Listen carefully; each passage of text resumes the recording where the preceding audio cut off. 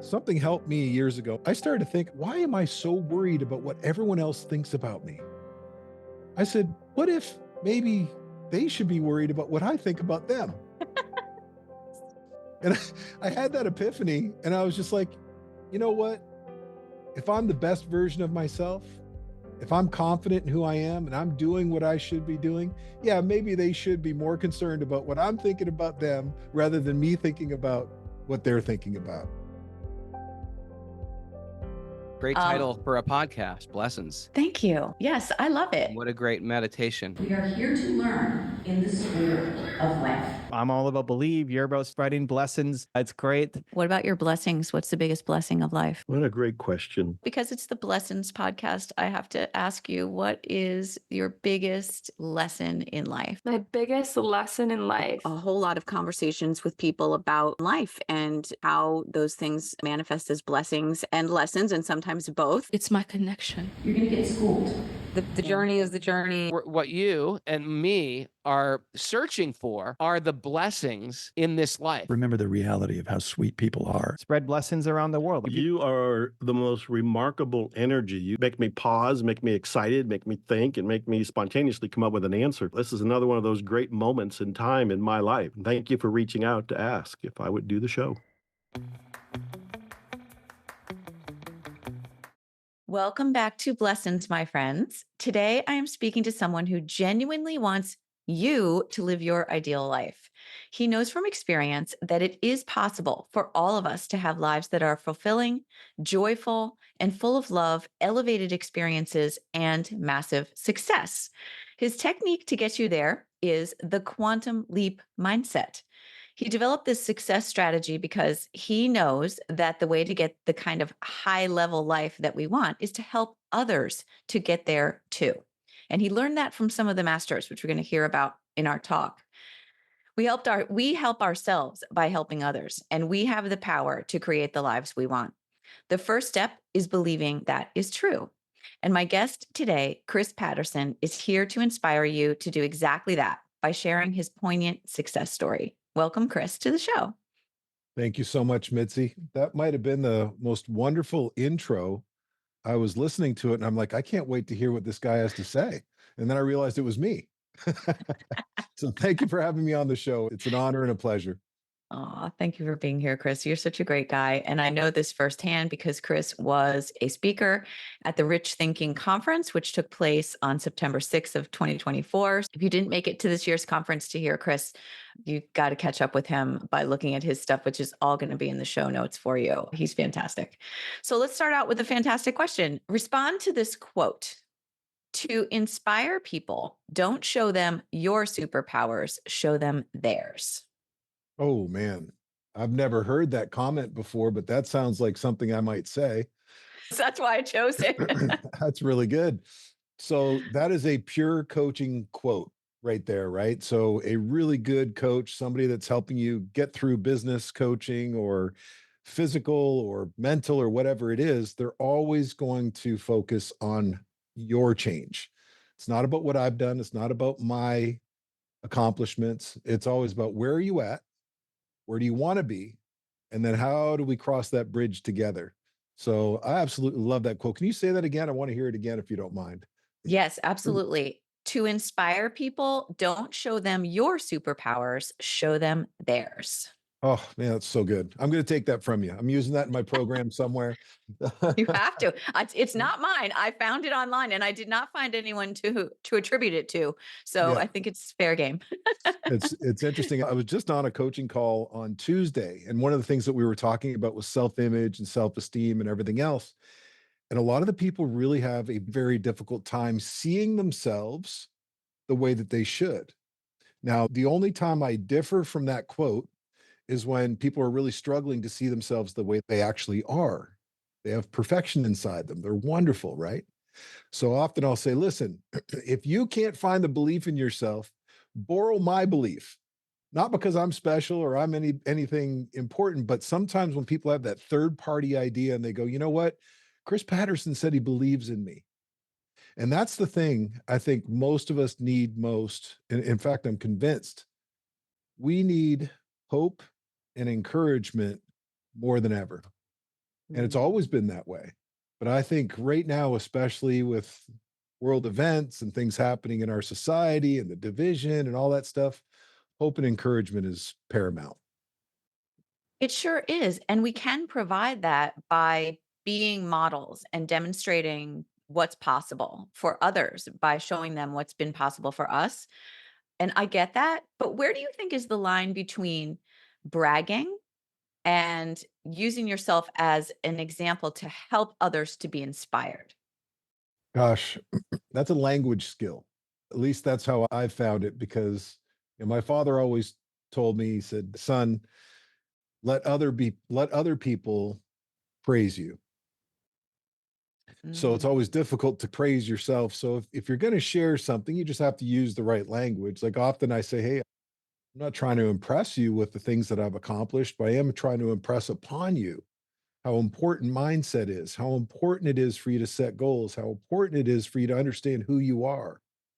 And that seems to shift it a little bit. So that's what I mean by a little bit of a language play, a language puzzle is because if you just get up there and pound your chest and I did this and I did that, you're going to turn off everybody in about 10 seconds.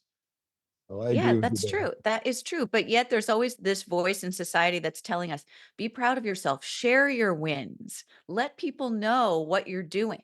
And it's this constant struggle. I know in my own mind of where's the line where I'm going to maybe turn people off to being proud of myself and showcasing it. And that's a part of your self-esteem and building your own self-confidence. Yeah, I call it the pendulum, right?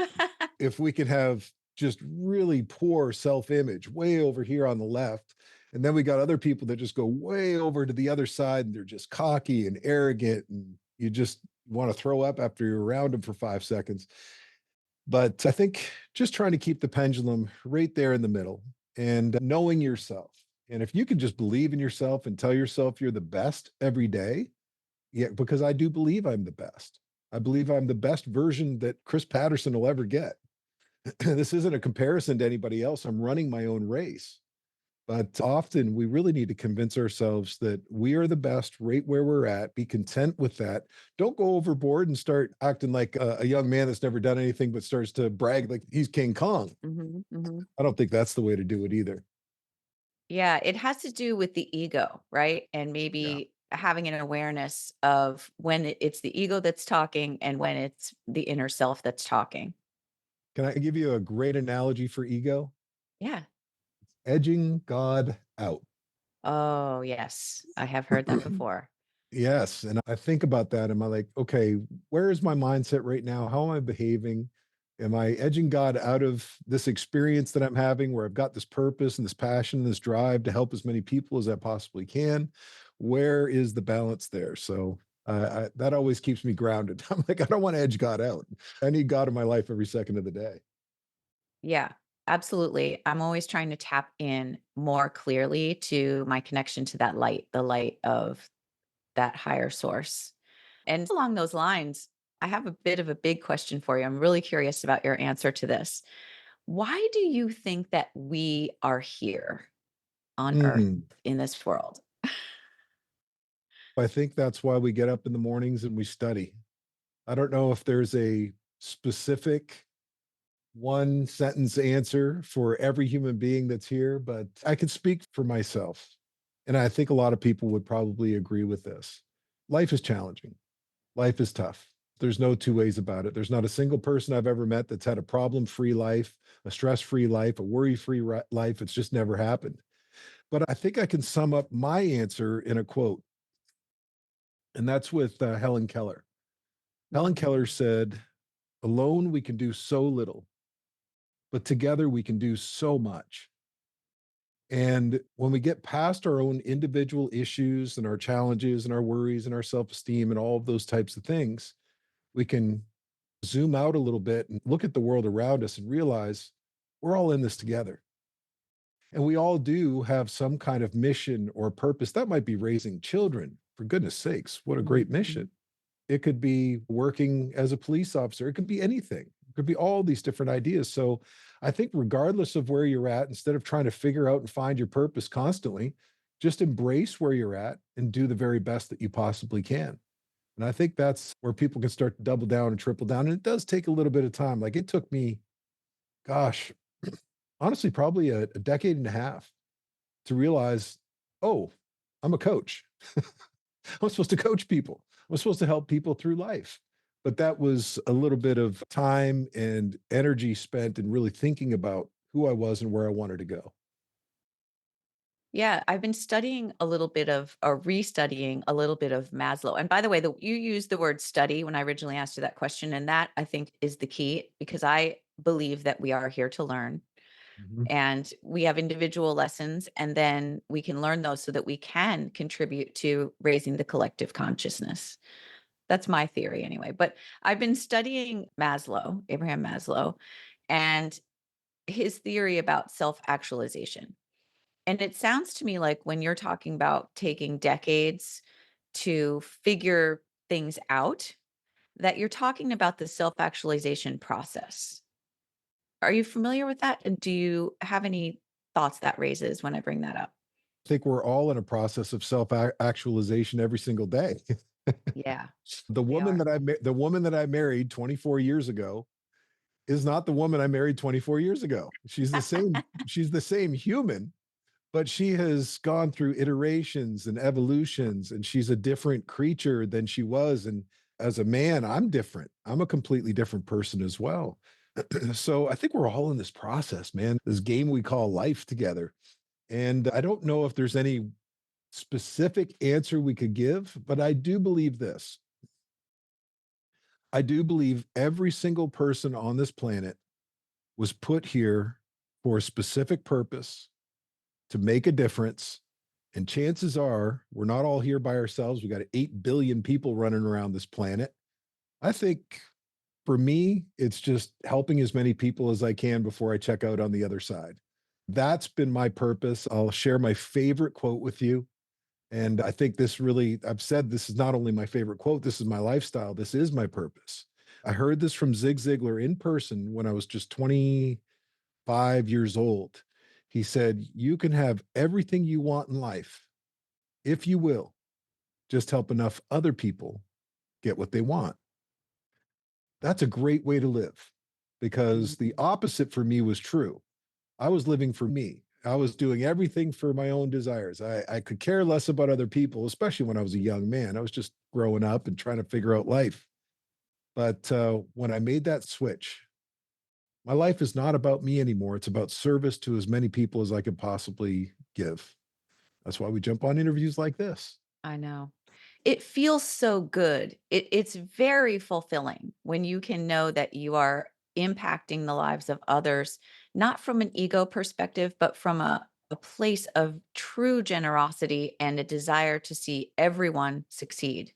And I think you have that. It's so evident when people are listening to you and when if they get to meet you in person or listen to one of your talks, you just exude that. And I just want to say the idea about people being here and why we're here and purpose and all of that. I heard this really great thing the other day, and it was in regard to the idea that sometimes we get annoyed with other people. Sometimes we aren't sure what's going on in the world, and we get sucked into the weeds of politics and all the bad news and all that. But when you look around at every single person, that guy who cuts you off in traffic, that person who is gossiping about you behind your back, they are all your crew members. We are all here on this planet at this time together as a crew. Like these are the people that we're here with. And that kind of gives you we're here together. We're the earth crew right Yeah, now. This like it or not. yeah, and it kind of gives you a little bit more perspective and a way of having compassion for other people and for yourself when you think of it that way. Like we're just these little ants in an ant farm on this crazy planet. It's so crazy when you start thinking about it. It's it's interesting. I've studied the mind quite a bit. And one of the things that helped me most when I started to understand how people think, act, and behave, because you mentioned we're with this crew of people and there's a lot of people that are miserable and you don't want to be around them and they're frustrated and everything else. And I used to get upset with them. Mhm. I used to be like, get your act together. What's wrong with you? But when I started to understand how the mind operates, the two different parts of the mind, the subconscious mind, which is our feeling mind, that's the most important part. And then there's our thinking mind, right? our conscious mind. When I started to realize that we've all been programmed through our senses, see, smell, taste, touch, and hear. When we're growing up, we're starting to be programmed even as babies, toddlers. We're taking in all these noises and bells and whistles and things going on around us, and mom's voice and dad slamming the door, whatever it is. We're being programmed. And to fast forward my thought on this, when you see people that are acting up, people that are not behaving the way they should, we need to look at them with compassion. We need to look at them with grace and say, you know what? It's really not that person's fault, because most of the time it's not their fault. They're doing the best they can with what they have. Mm. And unfortunately, they've been programmed to be the way they are. And I think that's why it's so important to have people like you, Mitzi, and coaches and mentors and people that are out there that have gone through that. And they could say, let me help you out, because there's another side to your life that you can really enjoy. There's another side to your life that's much better than the way you've been living. And it all starts right here. If we can hold an idea in our mind, we can hold the reality in our hand. And I think once we can get people to understand the power that they have with their own mindset, that's where change absolutely begins. So true. So true. And I know that you came upon these tools in an interesting way. And you talked about hearing from Zig Ziglar in person, that Mhm. quote about helping others, Yep. and that will in turn make you very successful in your life. So, can you just talk a little bit about what led you to that place where you were in person in front of Zig Ziglar, hearing that and letting it soak in, letting it Uh, make an impact for you? How did that Now, happen? now I know you heard my whole story, so I'll do the recap version Okay. of it, because it can get a little bit long. But I grew up in Windsor, Ontario, Canada. I right across the border from Detroit. Windsor is a little motor town. Not a lot of big things going on there, but I did play football, and I really enjoyed my friends, and everybody there was just phenomenal. But like most people, there was trauma in my childhood, and there was trauma in my teen years for sure. Much of that self inflicted, by the way. I have no one to blame but this guy. And I ended up getting to a place, I went through a season of loss. I lost 4 jobs in a row because I had a terrible attitude. And this is me at 23 years old, let's say. I lost a girl that I thought I was going to marry and had a broken heart. It was very difficult. But the worst thing that I lost wasn't the money, it wasn't the girl, it was my mind. I started to spiral downward in depression. And I didn't realize there was this hormone, or I still don't even know what it is, chemical or whatever it is in our brain called serotonin. And when your serotonin depletes, you cannot help but feel depressed. Mm. And I lived that way for probably about a year and a half, close to 2 years. And it came down to I just couldn't handle it anymore. I wanted to take my own life, and I had made a decision to do that. And a lot of people say, "Oh, taking your own life, it's the most selfish thing you can do." And I get it. I get it. It sends ripples through the family and ripples through the friends. And I've just had this happen recently, but I felt like I was on fire. When you feel like every part of you is in such pain, you just want to put the fire out. And I had made that decision. And it wasn't until I had a conversation with my dad that radically changed everything. And he basically gave me an alternative and said, Chris, why don't you give God a chance? Nothing else was working, right? Why don't you get outside of yourself for once in your life, and maybe trust something other than you? And I did. And that's when he invited me to go listen to Zig Ziglar over in the Palace of Auburn Hills. And his message was dynamite. It was so counterintuitive to the way that I was thinking up until my early years in my 20s. I'd never heard somebody talk positive. I'd never heard somebody talking about hope. I never heard about somebody talking about the impact that you can have on other people with your life. And it just resonated. It was like two cymbals coming together over and over, clang, clang. It was just so profound. And that was the beginning of my journey with, really, we call it personal development. And I was hooked, and I still am hooked. I talk to people every single day, just like you, about personal development and mindset and how we can change our lives from the inside out. How we can operate and act and think and get results like the top 1%. It exists. It's real. And if we would just find the right mentors and the right people to help us along, we're going to get to our destination faster than we can imagine. That's what it's done for me. That's just amazing. My dad is 83 years young. Every morning, he sends my sister and I and all his grandchildren a good morning message. It's always something uplifting, positive, and encouraging. And it always says, I love you. We all look forward to this, and we know that Granddad won't be around forever. So we really cherish these messages of love and empowerment. My dad loves to say, every day is a new opportunity. And that is what he taught me. That, along with how to work smarter, hold family dear, and go after my dreams. I know there are people out there who go through the motions every day with no one saying good morning, no encouraging word, and to support a positive mindset. And there are others who are doing all the right things, but still need a little nudge to create and maintain positive habits throughout the day. So in my dad's honor, I've created Your Positive Moment. Research clearly shows the benefits of positivity and connection. A recent Gallup poll showed a significant percentage of the world is lonely. Your Positive Moment solves these problems. These are messages that come directly to your phone first thing in the morning, so you can begin every day on a high note. The message includes a loving greeting, an affirmation, a daily reflection, and an easy action step to get you going in the direction of growth and fulfillment and transformation, and to help you stack up good habits. A simple daily message has the power to change your life. Get started with your beneficial morning message habit for free. yourpositivemoment.com. And at the time when you were at your low point, that was your rock bottom, basically. Would you Yeah. describe that as your rock bottom? Absolutely. Yeah. And really, what you're saying is that between your father and the words that you heard at that seminar, it was basically words, the right words at the right time for you that transformed your life, literally took you from the brink of not existing in this world anymore Yep. to a very empowered person who is now able to create a life of your dreams.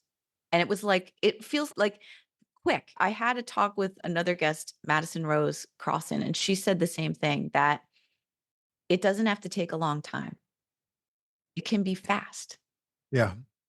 And I know it's a journey to get to having the house, the schwanky house, the car, and all of that stuff that we Yeah. want to. But the transition really does occur on a dime. What do you think about that? Oh, absolutely. And we call this a quantum leap. Mm. So literally, my program is called the Quantum Leap Mindset, because I don't believe it takes 50 years to figure it all out. You can have a sudden and significant change so quickly. Think about this. In the universe, we've got all these particles floating around and rocks and asteroids and all this stuff. A particle in the universe can travel light years in a snap of a finger. Guess who else happens to be particles in the universe? It's us. Yeah. But we've limited ourselves. And I think I don't want to put the blame too much on any one way reason or another, but we limit ourselves. School doesn't teach us how to think, act, and behave. School teaches us how to study. That's it. Mm. Study, remember, take a test. That's it. Mhm.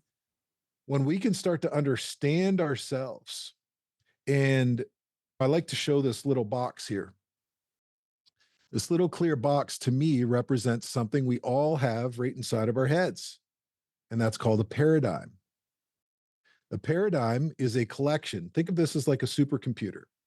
This has every thought that you've ever had inside of it. It's got all of your self-limiting beliefs, all your hopes and desires, all the negatives, all the positives, everything is inside this box. And until we shatter it and start over, we're going to live the same day, the same month, the same year over and over again, because this is controlling our habitual behavior. So when you have a quantum leap, when you have a paradigm shift, it's because you received the information that's new to you. Zig said, you are where you are because of what's gone into your mind. You can change where you are. More importantly, you can change who you are by changing what goes into your mind. So for me, as a practical example, lost the girl, lost 4 jobs in a row, 1, 2, 3, 4. I got all this new information from Zig Ziglar. I started listening to it over and over with repetition, time-spaced repetition. I was listening to it daily. And what ended up happening on the back end?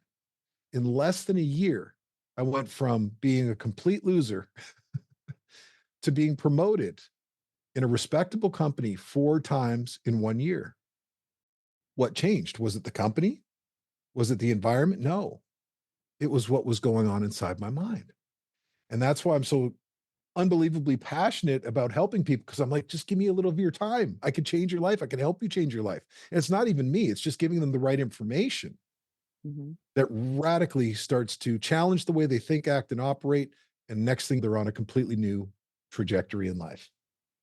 Yeah, because it's neural reprogramming. There's actually science behind it. And also, it makes me think about people you encounter and they just say things like, this is just the way I am. You have to accept me the way I am. This is how I am.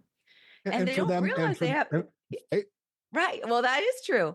For But them. so many people don't realize they have a choice. It's their choice. And all these things that have gone into their mind over the years, they haven't chosen them.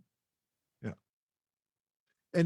And we're programmed again by the things that we hear around us. I heard things like, oh, the rich get richer and the poor get poorer. So if you're poor, you figure, oh, there's no hope for me. That's the intrinsic message that you receive. Or, hey, these are just the hand that you were dealt. There's nothing you can do to improve upon it because this is just the hand that you've been dealt. And all of those will put you in a victim mindset. And if I were to sum up who I was in my early 20s, I was a massive victim. Blame everybody else but myself. And I was upset about everything.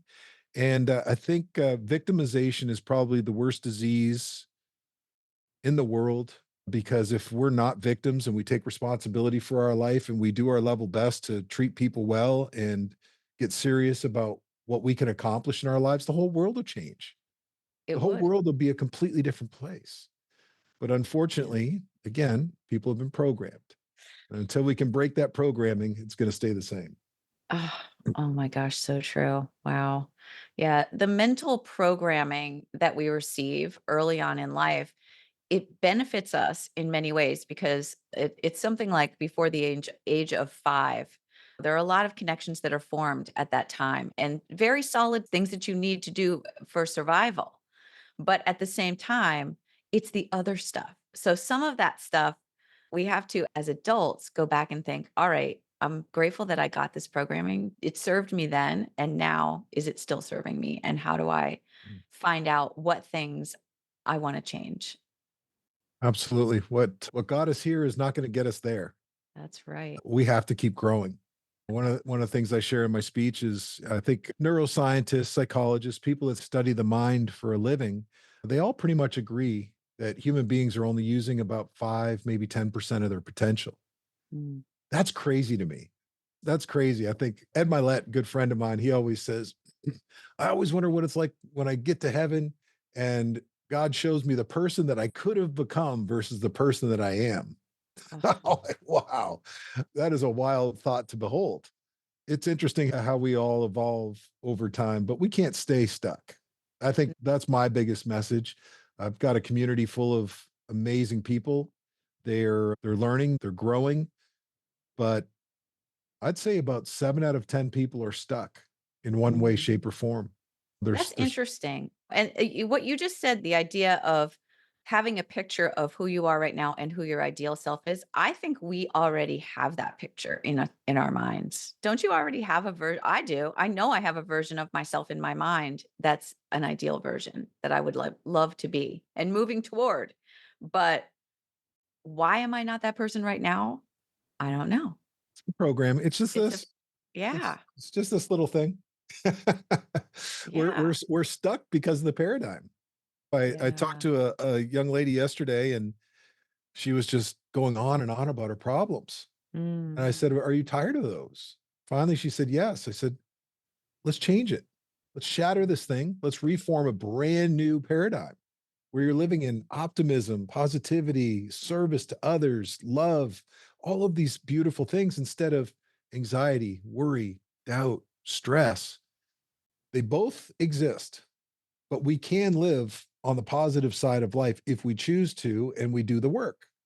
That's the thing. A lot of people, they just don't want to do the work, right? And it's a difference between being externally motivated and internally motivated, extrinsic versus intrinsic paradigms. For sure. What type of studying have you done, Mitzi? What I know you said Maslow was one of them, but what other studies have you done on the Oh mind? gosh. I've studied a lot of things. I have a background in both education and psychology. So I have studied all of the great psychologists. I tend to gravitate towards more philosophical types of schools of psychology. I love Carl Jung, and I also love the educational psychologists like Maslow and Benjamin Bloom.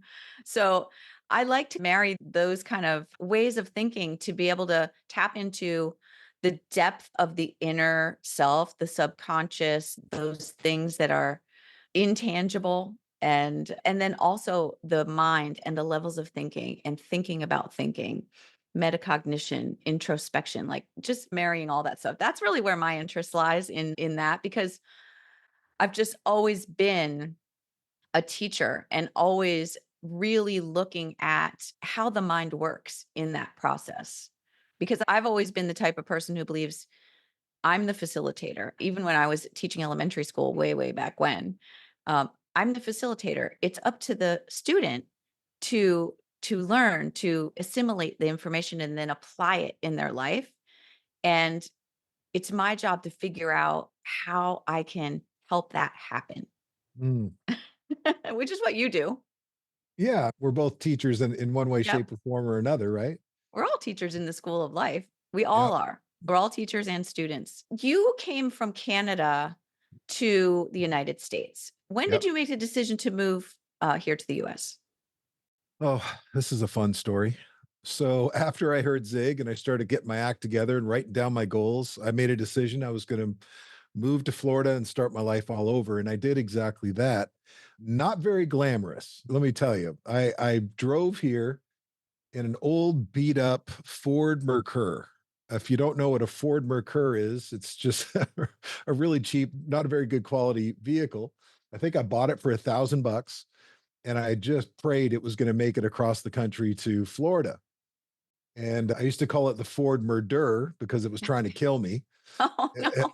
There was like exhaust coming through the floorboards, and I had to head my head out the window like Pet Detective, and it was a mess. But ended up getting to Florida 2 weeks after I got there. By the way, I think I had a grand total of about $600 in my pocket back in 1995.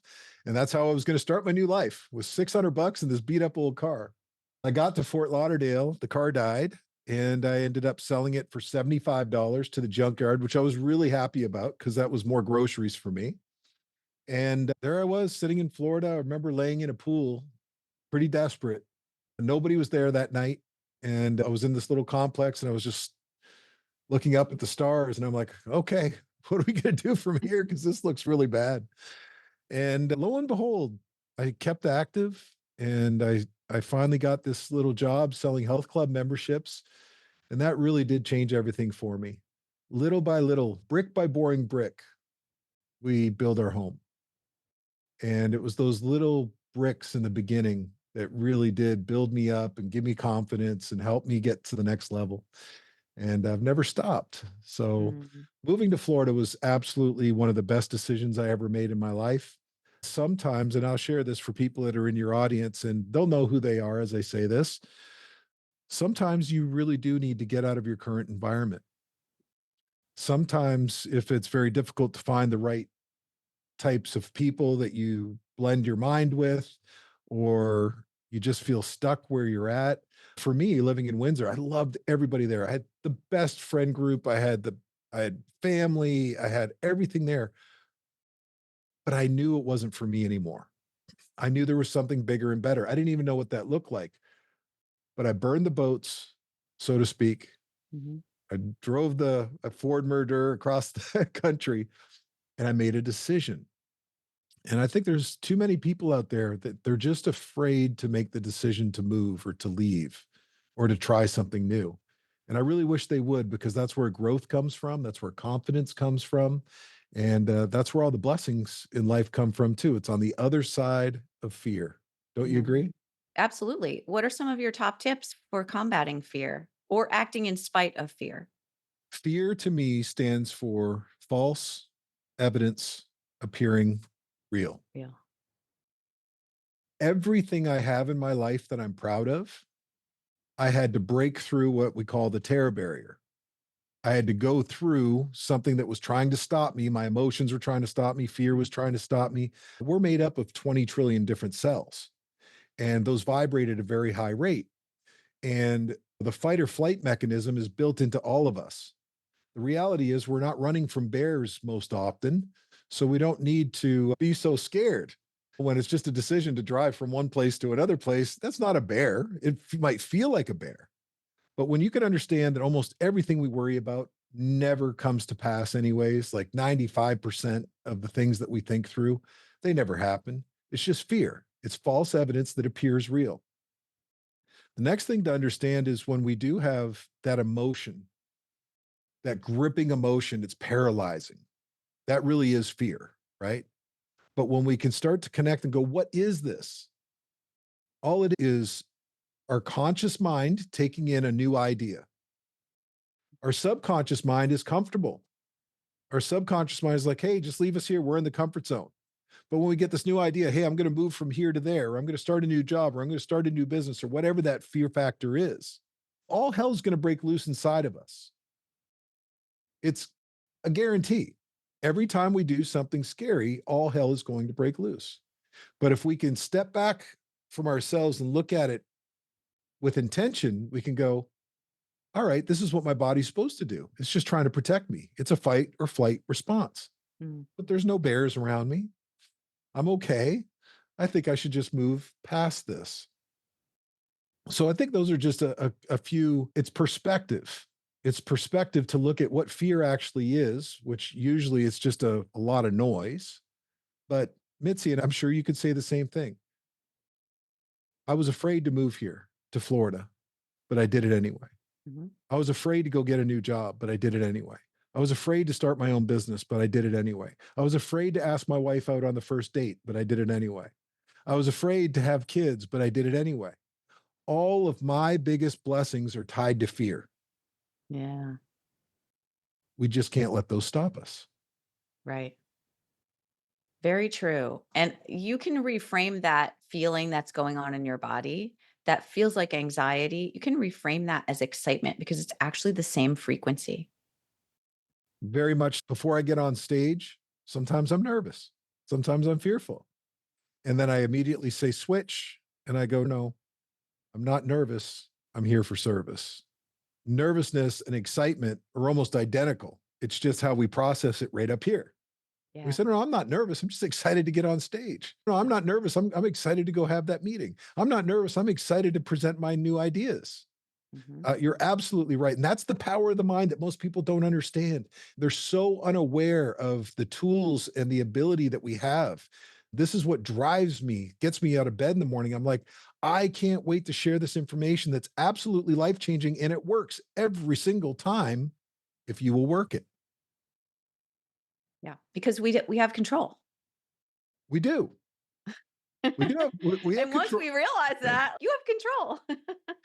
We don't have necessarily control over our circumstances, but I 100% agree with you. We have control over how we respond to those circumstances. Right. I was a reactor. When I was a young kid, Mm. what's the old term? I was full of piss and vinegar. And Mhm. I was just this wild kid. And I didn't think I could choose my thoughts. I didn't even know that existed. And it drove my emotions, which were always high octane, and got me in a lot of trouble. Right. But when we can, as we get older and as we learn and as we evolve, we can start to understand I have control over my thoughts. If you have control over your thoughts, you have control over your life. Now, not all the circumstances are necessarily going to change, but you're going to respond a lot better rather than reacting and actually making the problems worse. Yes, because worrying is like praying for what you don't want. Yes. And I've you been can bring things about. You can bring negative things about by worrying. like attracts. So if we're thinking of negative things, we're probably going to attract negative things into our lives. And if you look at people that you know are just a negative minded person habitually, and I've got those people in my life and my family and everything else, they continually attract sickness. They continually attract poverty. They continually attract problems. And I see it so clearly now. And I used to be that person, but I was unaware. Mhm. I wasn't aware of what my thoughts were. So it is comforting, like you said, we do have a choice. We do We have do. control. We do. So I know that you have, through this process, applied these principles in your own life and achieved a great deal of success. What was the first time that you got something in your life, purchased something for yourself that you thought was previously unattainable, that you could never have this thing? It's interesting. I told my Aunt Sue before I left Canada when I was just 25 years old, I said, one day I'm going to have a supercar. I said, one day. Because I had all these old beat up jalopies. And if I bought a car for $1,500, I was really living large then. And I remember I was always a car guy. I always liked cars. And I remember after being in business for, I think it was 7 or 8 years, and I'd struggled. It was tough. It was tight. I never borrowed money from anybody. My philosophy is I'm, I'm going to go down with the ship if it goes down, or it's going to go up with me. So I'll do whatever it takes. I remember I had a mentor who had a couple of Bentleys, and I just loved his cars. And he said, "Why don't you get one?" And immediately the little boy in me was like, "Oh no, that's not for me. That's for Yep. somebody else." And you hit fear. Like literally, that's what it was. Is I'm not worthy. I'm not worthy. And I said, "Yeah, but what are my employees going to think? And what's everybody going to say?" And he said, "Your employees?" He said, "Chris," he said, "you're taking the risks. You deserve the reward." He said, "And I'll bet you if your employees are as engaged as I think they are, they're going to be happy for you." I went out and I bought a Bentley Continental GT. My first, I've had two of them. I bought a black one first. I got the nice rims on it. I got it all souped up and I chipped it, and it was 700 horsepower, and it was amazing. And but it was what was really amazing to me through that process. I loved having that car. It was nice. I don't have any of those anymore. I've been there, done that. It's fine.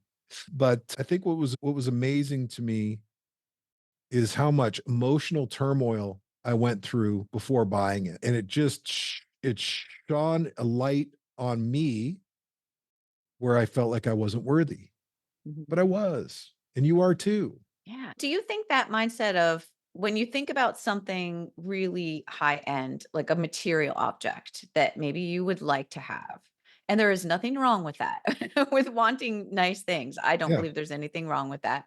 But when you think about that and that comes up, and then your first thought is, oh, that's not for me. That's for the rich people. That's for Yes. someone else.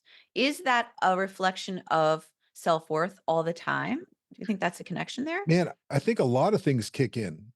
Am I worthy? Is it's a self-image challenge, right? Who am I? Who do I think I am getting this beautiful, that's somebody else's car, not mine. Mhm. Another thing that crept up inside of me emotionally was, what are people going to think of me?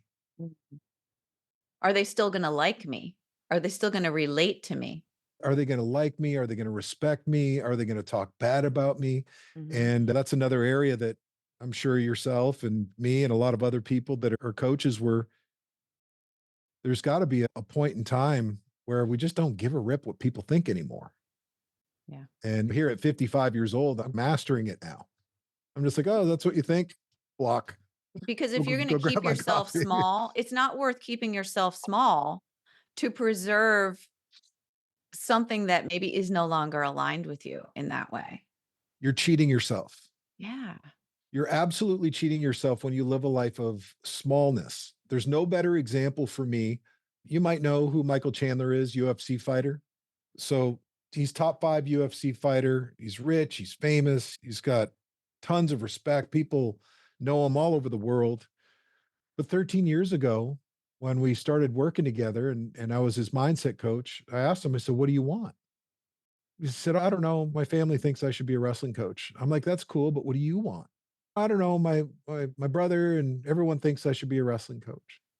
And I said, look, man, I'm only going to ask you this one more time. I said, what do you really want? What do you really want? And this is one of the most powerful questions. I really hope whoever's listening to this asks yourself this on a regular basis. What do you really want? Because if you can answer that question, it can give you a target to start going and shooting for. On the third time that I asked Michael Chandler that, his response was, Chris, I think I want to be one of the best UFC fighters in the world. And I would love to be financially independent. And I would love that a lot of people know who I am. And today, that's exactly who he is. But to your point, Mitzi, if he had chosen to continually just live small, and he's told me this, he said, Chris, I was living so small in my mind. I was so afraid of everything. Who am I? I'm just this little guy from a little town with this little life. But now he's become something so much bigger, and he's made such a huge positive impact on millions of people, literally. Sometimes it's selfish for us to just want to stay in the comfort zone. Yeah. That's just the me. I'll just stay here. Yeah. I don't want to bother anybody. So true. And oftentimes we're staying in our own comfort zone to preserve the comfort of someone else. And that's not fair to us. Not fair to anyone. Right. It's not fair to anyone. And what you're making me think about is circling back to what you said when Ed Milet held up the idea of the ideal Yeah. self in heaven to the person you are.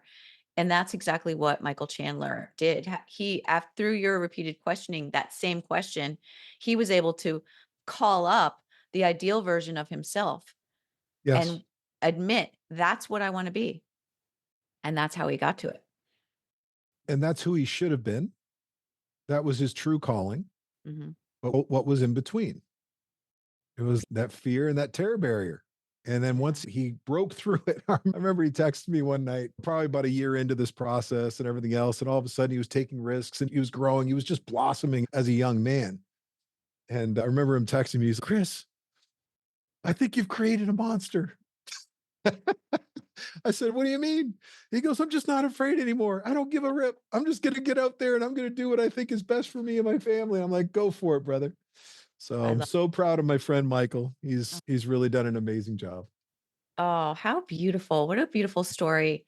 And it makes me think about the idea that if we are always worrying about what other people think of us, that holds us back so much. And we have to fall back on the mantra of, I'm living my life and they're living their life. And let those two things be separate. And nobody's really thinking about you that much anyways. That's true. Now I've gotten to a point where we were talking about really the law of polarity, like switching our mindset, right? I something helped me years ago, and I hope this doesn't come across arrogant because I don't intend it to, but I started to think, I was like, why am I so worried about what everyone else thinks about me? I said, what if maybe they should be worried about what I think about them? And I had that epiphany, and I was just like, you know what? If I'm the best version of myself, if I'm confident in who I am and I'm doing what I should be doing, yeah, maybe they should be more concerned about what I'm thinking about them rather than me thinking about what they're thinking about, if that makes sense. That makes total sense. Throw your shoulders back, stand tall, and think about it that way. Flip the narrative on that one. Flip the narrative. I completely agree. So cool. Chris, you've had such a full life, and I know that you have learned a lot of lessons. So because it's the Blessings podcast, we have to talk about what are your biggest lessons and blessings from your life. So let's start with the lessons, or one or two things that you feel are the most important things you've learned along the way that you can share with us. Number one is attitude. When I was coming out of being an immature young man, I had to really deal with myself and go, okay, why did I lose those 4 jobs? Because I had a crummy attitude. I thought I was smarter than them or better than them, or I was just trying to hide who I really was from them, which is probably more the reality. So I think if we can grapple with our own attitudes and really look at ourselves from the outside in and get honest, attitude is going to make or break a company. It's going to make or break a community. It's going to make or break a church, etc. So I think it's tremendously important for us to have an attitude of gratitude. And that's the simplest way to do it. If you can switch your mind from everything you don't have, everything that, somebody else got something, I'm jealous about it, negative, and go, you know what? No, grateful I got this glass of water to drink out of. I'm grateful I got people to talk to. I'm grateful I got a voice that I can use.